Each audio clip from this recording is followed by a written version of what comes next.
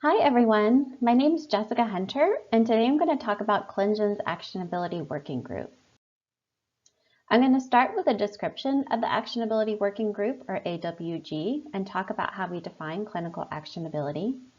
I'm going to give an overview of the framework that we've developed to capture clinical actionability associated with genes. And then I'm going to show you where all the actionability products are available and give you some examples. Here's an illustration of ClinGen and the three overarching questions that ClinGen aims to address. For actionability, we're focused on this third question: is this genetic information actionable? And the overarching goal of the AWG is to find human genes that, when someone carries a pathogenic variant that's known to be associated with a serious health outcome, what interventions are available that can prevent or mitigate those future health outcomes now that the person knows that they carry this genetic variant? And to do this, we've developed a rigorous and standardized protocol to capture clinical actionability. We nominate genes and associated outcomes to assess clinical actionability. We produce evidence-based reports and use a semi-quantitative metric to generate actionability scores. And then we make these reports and scores publicly available on our website. For the structure of the AWG, we actually have two AWGs. The adult AWG is focused on clinical actionability in the context of adulthood, while the pediatric AWG is focused on clinical actionability in the pediatric period. And these AWGs are made up of different experts, including clinicians and researchers. Both the AWGs are supported by the knowledge synthesis team, which is the part of our team that actually goes out and looks into the literature and captures the available literature related to clinical actionability and generates actionability summary reports. The clinical context that we're working under when we're thinking of clinical actionability is that it's a person who's just been identified to have an incidental or secondary finding picked up through genome scale sequencing. So for the adult AWG, we assume the person is an adult. And for the pediatric AWG, we assume the person is an infant, child, or adolescent. We also assume that the person hasn't previously been diagnosed with a genetic disorder associated with the genetic finding they've just been identified to carry, though they may have signs or symptoms of the genetic condition. And the example that we use for this is that a person may know that they have high cholesterol and may even be receiving treatment for it. But what they didn't know is that they carry a genetic variant and a gene associated with familial hypercholesterolemia. It's important to note that we don't currently think about clinical actionability in the context of population-wide screening or diagnosis. We're really focused right now in the context of a secondary finding. When we think about interventions associated with clinical actionability, we're really thinking about well-established, clinically prescribed interventions, so something that your doctor would tell you to do. We also think about interventions specific to the genetic disorder, so we don't think about general things that people are recommended to do, like eat a healthy diet or exercise more. It must be specific to the genetic disorder being considered. And it should lead to disease prevention or delayed onset, lowered clinical burden, or improved clinical outcomes. And though we acknowledge that there are many factors associated with clinical actionability, we currently don't consider factors such as personal utility, reproductive decision-making, or ending the diagnostic odyssey. The types of interventions that we think about fall into the categories of patient management. This may include surgery, like risk-reducing surgery, or pharmaceuticals. We think about surveillance, and as well as circumstances to avoid. To give some examples of clinical actionability, for familial thoracic aortic aneurysms and dissections, is associated with an increased risk of dilation or dissection of the thoracic aorta. And some of the recommendations for this condition include frequent aortic imaging to detect and track aortic enlargements to guide aortic repair, as well as the use of beta blockers to slow aortic dilation. For malignant hyperthermia susceptibility, it's associated with an increased risk of uncontrolled skeletal muscle hypermetabolism after exposure to certain volatile anesthetics. So the recommendation for this condition is to avoid these triggering anesthetics and to use alternatives instead. I did want to note for the timing of interventions for the pediatric AWG, we think about interventions that are recommended to be initiated during the pediatric period. However, the outcomes that these interventions are meant to avoid, we think about the onset of these outcomes both in the pediatric period as well as adulthood. And so to come back to familial hypercholesterolemia, the example that we usually think of is that it's recommended if a person's identified with a genetic variant associated with familial hypercholesterolemia that they could start statins in childhood. But the outcome that they're aiming to avoid may be a cardiac disease that may not have onset until adulthood. For the AWG actionability framework, there are 3 overarching steps. Step 1 is generating the actionability summary report. So we start with identifying gene condition pairs to assess for actionability. We then have a rapid rule-out process to determine whether this gene condition pair meets minimal criteria for having clinical actionability. If it passes this rule-out process, we go on to draft a summary report for clinical actionability. And then the next step is to take this report and the AWGs review the report and generate scores for actionability using a semi-quantitative metric. The last step is that we take these reports and scores and then the AWGs make an assertion for actionability. So to start with step 1, we start with selecting gene disorder pairs. And though we call these pairs, it may be a pair, a single gene and a disorder. So for example, APC and familial adenomatous polyposis, or it could be sets of genes associated with the disorder. An example of this would be Lynch syndrome and the various genes associated with this condition. When we started with the AWG, we started with the genes recommended by the American College of Medical Genetics and Genomics for return of secondary findings. And then over time, we've added additional pairs that have either been nominated by us that we want to consider for clinical actionability, as well as outside stakeholders. For the rapid rule-out step, it's meant to quickly rule out any gene disorder pairs that doesn't meet minimal criteria for actionability. And our criteria includes whether there's evidence that this result is actionable in a patient who hasn't been diagnosed. There should be at least moderate penetrance, so greater than or equal to 40%. And it should be a serious health problem. So we don't consider mild or minimal health problems or traits such as eye color. So here's an example of the rule-out dashboard that we use to determine whether a gene disorder pair meets minimal criteria for actionability. So here is the rule-out dashboard from Brugada syndrome. So to zoom into the specific questions that we ask about meeting minimal criteria for actionability, there should be some sort of qualifying resource such as a practice guideline or systematic review. If that exists, we ask whether this practice guideline or systematic review actually recommends specific interventions. So it could be patient management, surveillance, or circumstances to avoid.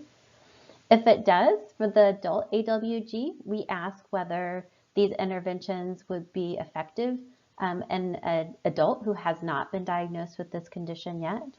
For the pediatric AWG, we ask whether there are interventions that are recommended to be initiated during childhood or the pediatric period in a child who hasn't been diagnosed, as well as whether this disorder presents outside the neonatal period to allow a time frame to pick up on the genetic variant and implement an intervention.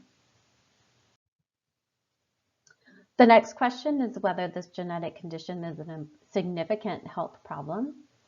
Then we look and see if there's information about pathogenic variants that have at least moderate penetrance, though we do allow for this penetrance information to be unknown because it's not always available. If it meets these 3 criteria, then we go on and say for the adult AWG to proceed with the summary report, or for the pediatric AWG, or for both. If it doesn't meet this criteria, then it doesn't pass the rapid rule-out step. However, we allow the AWGs to make an exception, and in this case, for Brugada syndrome, it didn't meet the criteria for at least moderate penetrance.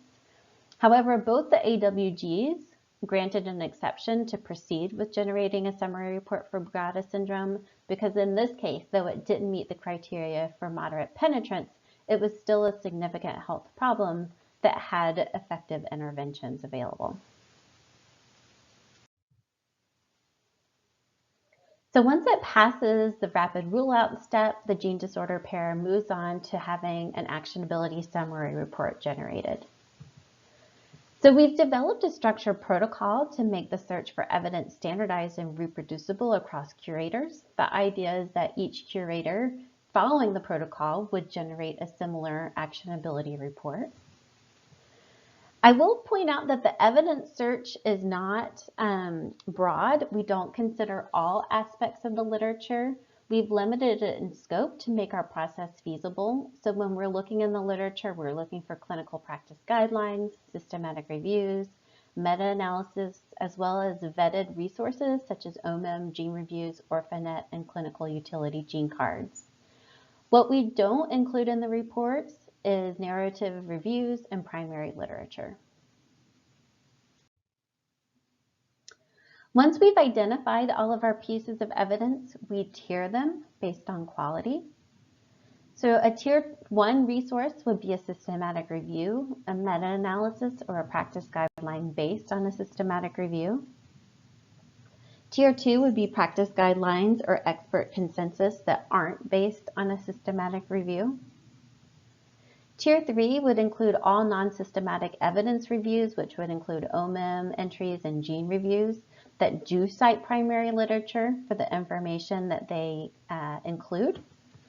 For Tier 4, it would be non-systematic review of evidence, again, such as OMIM and gene review entries that provide information without citations. And then Tier 5 would be a non-systematically identified source. So sometimes after we've identified on the Tier 1, 2, and 3, and 4 sources to include in the report, sometimes we may have gaps in the report. For example, in these resources, we haven't picked up on penetrance yet. So we may go out and non-systematically look for sources to provide that information. And so if we do include that source, we'll give it a Tier 5. Once we've identified all of our sources and tiered them, we then go through the sources and abstract data from the highest tiered sources first. So if we have the same recommendation from a Tier 1 resource and a Tier 2 resource, we'll pull it from the Tier 1 first. We abstract information related to 5 domains associated with clinical actionability. So we start with the nature of the genetic disorder, which includes the prevalence of the condition, any clinical features and signs, as well as natural history. We pull information related to available interventions or actionability, including patient management, surveillance, and circumstances to avoid. We also pull information related to likelihood of the outcome to occur, which includes prevalence of the genetic variants, penetrance or relative risk, and variable expressivity. We pull information related to the nature of the intervention, which we think of as risk and burden to the patient for undergoing the intervention. And then lastly, we pull the chance to escape clinical detection. So if this person wasn't known to carry a genetic variant, would they be picked up in the clinic anyway? So once we've generated the report, our next step is to calculate clinical actionability scores. And so we've developed a semi-quantitative metric to do that, to capture 4 domains of clinical actionability. So severity of the health outcome, the likelihood for the health outcome to occur, effectiveness of the intervention to prevent or mitigate the health outcome, as well as the nature of the intervention. So in order to calculate these scores, our first step is to identify specific outcome intervention pairs for the topic we're considering. So an example would be for hereditary breast and ovarian cancer, The different intervention outcomes we considered for this condition were breast cancer and mammography, breast cancer and risk-reducing surgery, and ovarian cancer and risk-reducing surgery. So for that topic, there were 3 different outcome intervention pairs that we scored. So to start with severity, the range of scores for this domain were from 0 to 3, where 0 is minimal or no morbidity, and 3 is the potential risk of sudden death. For likelihood, we score penetrance from 0 to 3, from minimal penetrance to moderate penetrance, or greater than 40% chance that the health outcome is going to happen.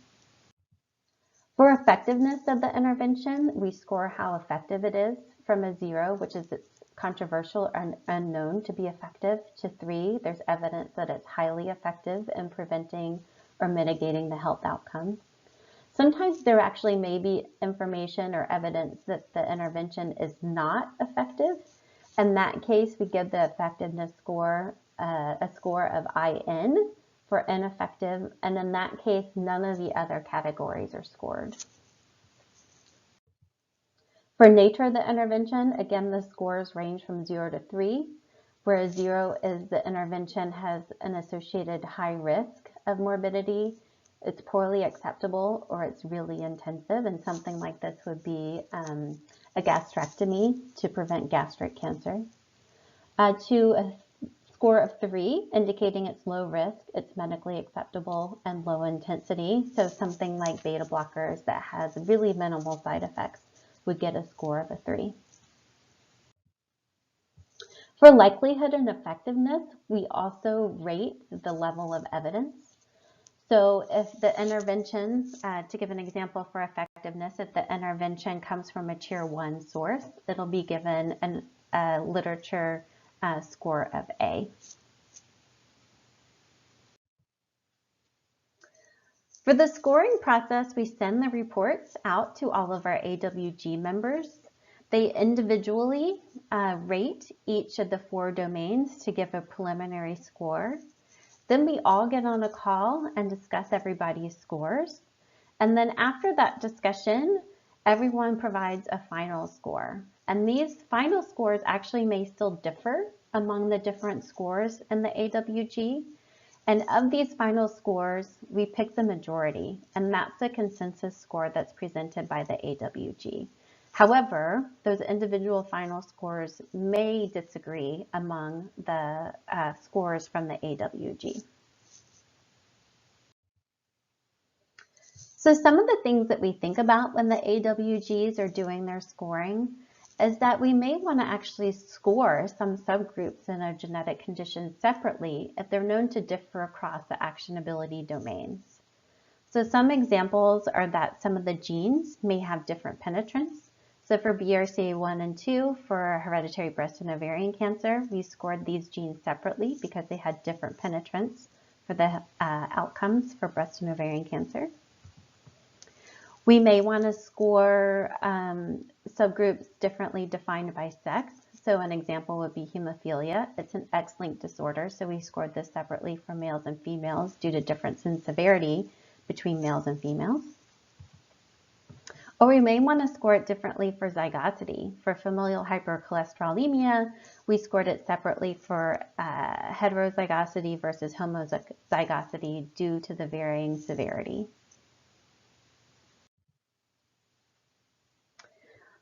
When scoring effectiveness of an intervention, we don't always have information from people with the genetic condition that we're considering. So sometimes we may want to pull effectiveness intervention from a different population and extrapolate to the condition that we're considering. And so in this case, the effectiveness score will reflect the intervention's effectiveness, but we'll downgrade the evidence score by a letter to account for the fact that we're extrapolating from a different population. An example of this is that we had effectiveness of aortic surveillance in Marfan syndrome based on available evidence, and we scored that as a 3B. It was highly effective, and we pulled it from a tier 2, so it got a score of a 3B. However, when we came to score Louise Dietz, we didn't have evidence that was immediately available from people who have Louise Dietz syndrome. So we extrapolated the effectiveness of the intervention in Louise Dietz from data that we had in Marfan syndrome, which is quite similar.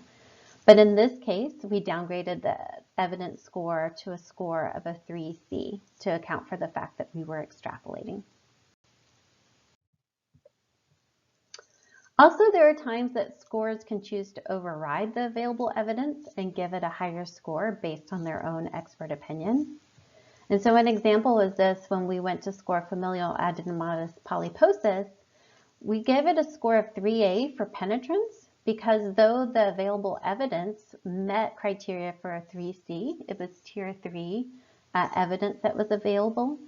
It was felt by the experts that there was really sufficient information in the literature for it to qualify for a 3A, that it was very well known that FAP has very high penetrance. And so they overrode the available evidence level to give it a score of a 3A.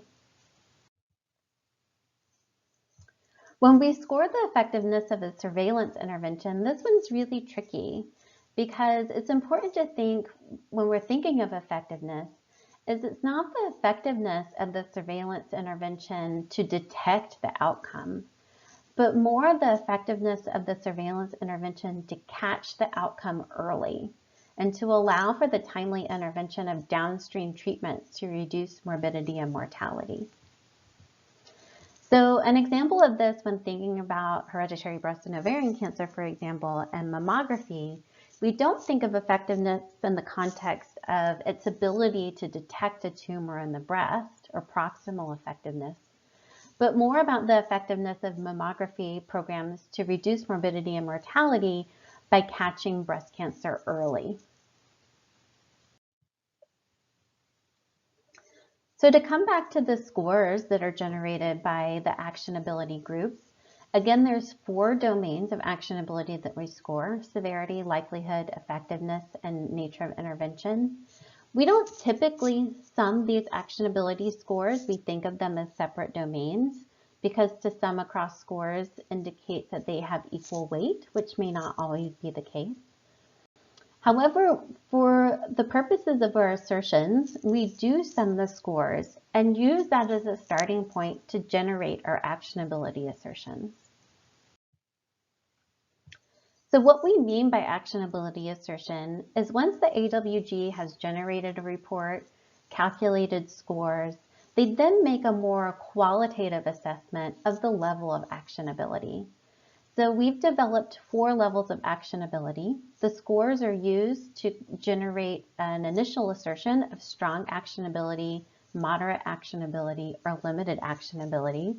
And so total scores of 10 to 12 are given a preliminary assertion of strong actionability. Total scores 8 to 9 are given a preliminary assertion of moderate actionability. And any total score less than 8 is given a preliminary assertion of limited actionability. However, for strong actionability and moderate actionability, it's assumed that the intervention has at least some effectiveness. So if the effectiveness score of the intervention is a 0, all of these conditions are given a preliminary assertion of limited actionability. However, there's a 4th criteria we call definitive actionability. This isn't part of our preliminary actionability assertion. It's actually something that it would be a condition that scored as a strong, met criteria for a strong, but also met additional criteria that we've outlined, such as the penetrance comes from an unselected population. The effective evidence is not extrapolated. It comes from the exact population under consideration. And the effectiveness evidence is based on a direct impact of the intervention on the outcome. So we don't have an indirect chain of evidence. An example of this would be there's a surveillance intervention and we have evidence that this surveillance alone directly impacts health outcomes or improves health outcomes. So that means we have direct impact of that intervention on the outcome that we're considering. So this is our preliminary actionability assertion. However, our final assertion may change from this preliminary assertion.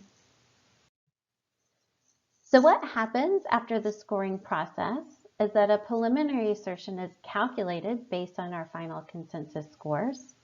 Then the AWGs discuss whether they agree with this preliminary assertion, and then they make a final assertion. And again, each individual score provides their assertion, and then the consensus assertion from the AWG comes from the majority assertion. And so the individual assertions may differ across scores, and then the consensus assertion is the majority.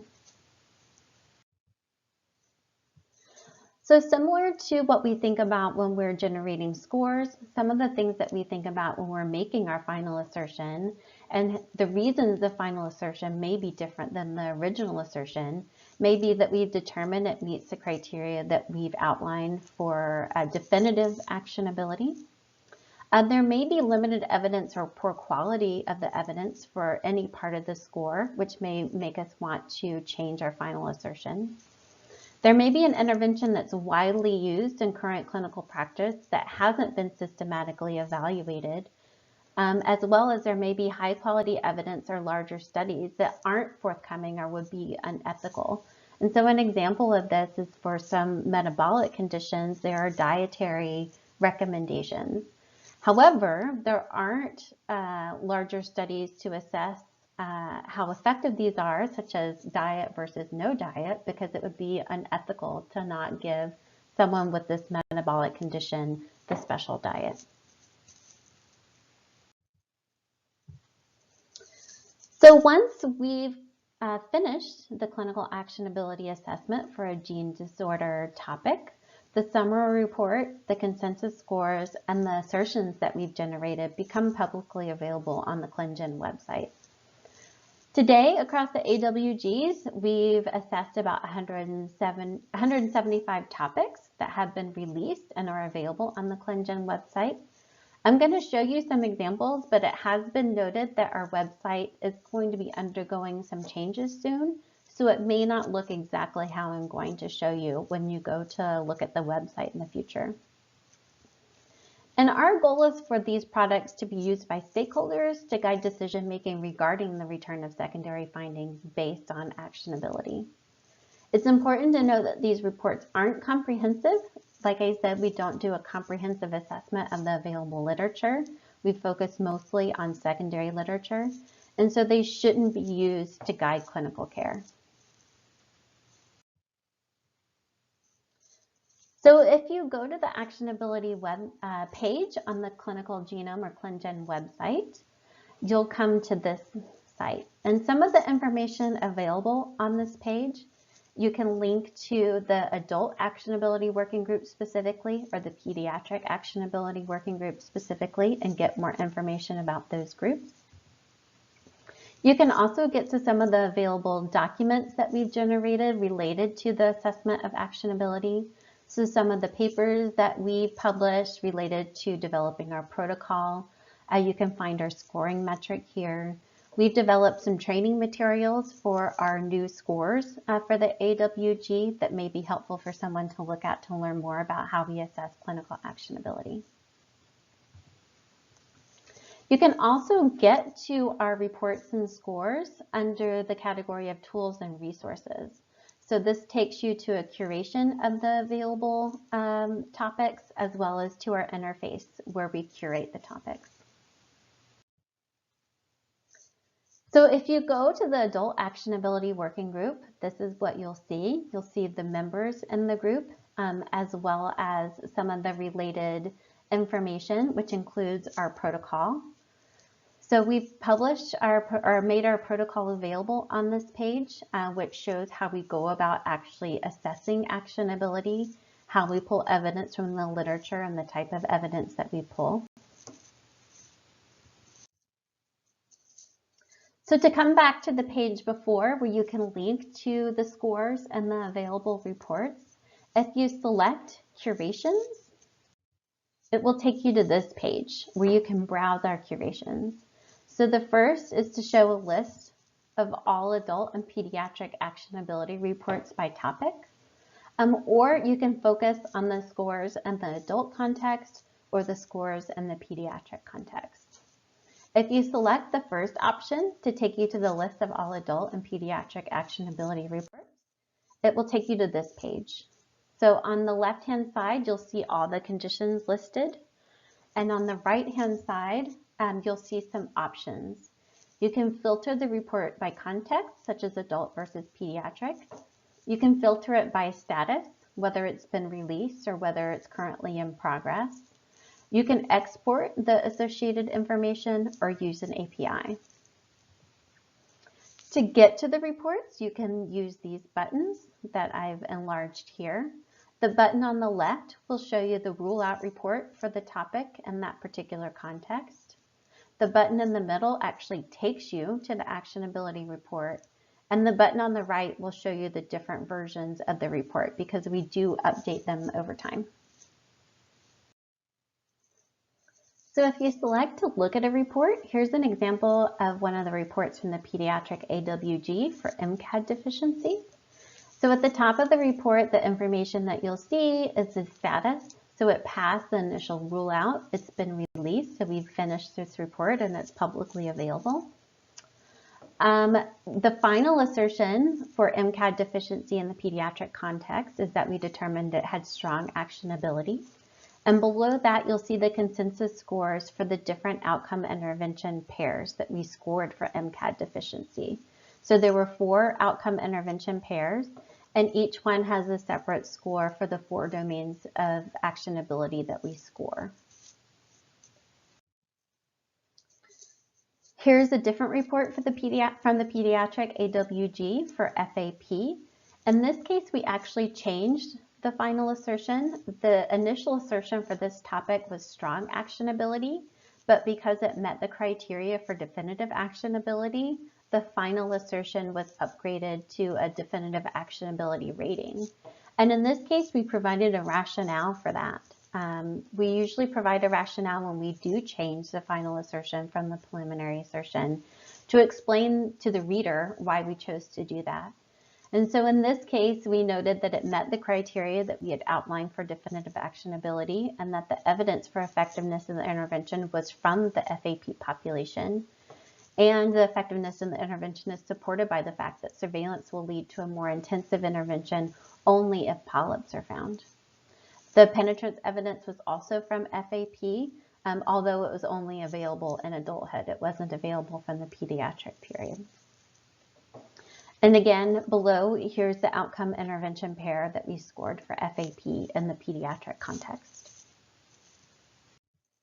If you were to scroll down through the rest of the report, here are the different sections that you would find outlining clinical actionability for FAP in the pediatric context.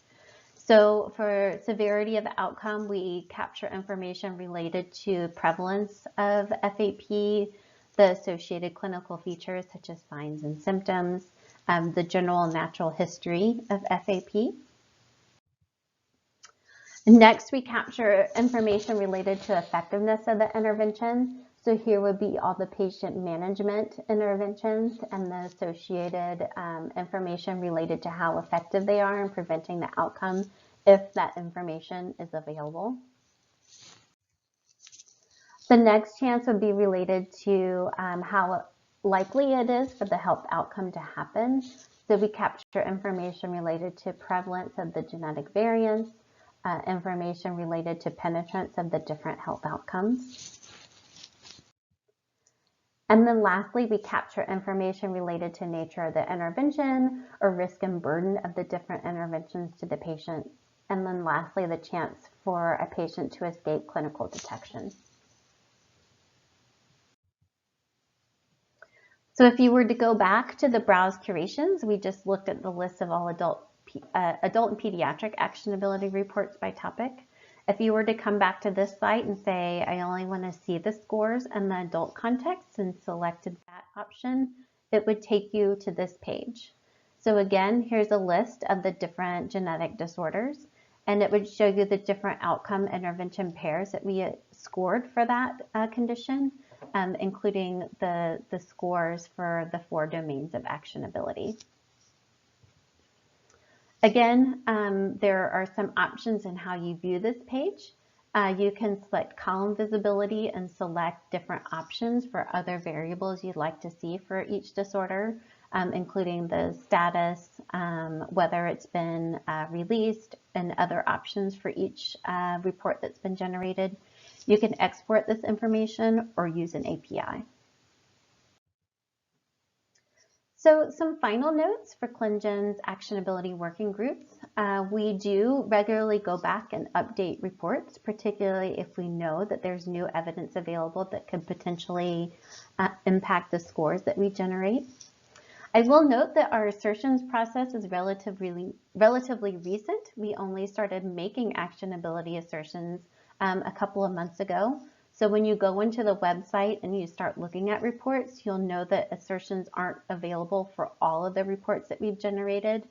We've started generating them for our most recent reports and are working to go back retrospectively and generate assertions for reports that we've done in the past, but this will take time to do. So I've talked about what we've done for the AWG so far, but I do want to note that we are expanding our scope going forward. We're going to continue to curate and update curations for gene disease pairs in both the adult and pediatric contexts, but we're also planning on adapting our actionability framework for new clinical contexts to expand to thinking about population screening as well as polygenic risk scores. So with that, I want to thank all of the ClinGen AWG members. We have a huge collection of experts who have worked really hard to generate these resources, and I just really want to thank them for all the time and effort they've put into this work group. And with that, it will come back to me live, and I'll be happy to take any questions.